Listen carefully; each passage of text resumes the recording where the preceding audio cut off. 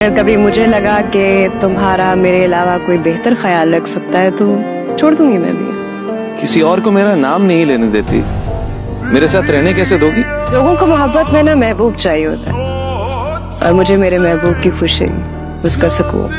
मोहब्बत की सीढ़ी चढ़ना आसान है, उतरना बहुत मुश्किल है। जैसे हालात जा रहे हैं और जल्द में किसी और का हो जाऊंगा। किसी और का होकर भी तुम मेरे ही रहोगे, ये शौक भी पूरा करके देख लो, फिर क्या करोगे?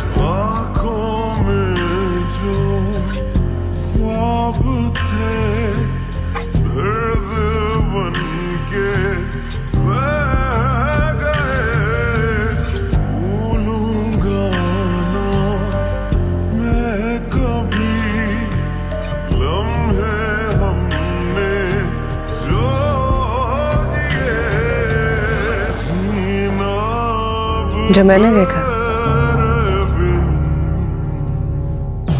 वो दूल्हा था ना शादी हुई, एक मर्द के वादों का जनाजा उठा जिसे मैं कंधा भी नहीं दे सकी। मैंने बहुत समझाया था उसे, लेकिन वो ना माना और मैं हार गई। जो मोहब्बत के काबिल ना हो उसे इश्क करना गलती नहीं, जुर्म।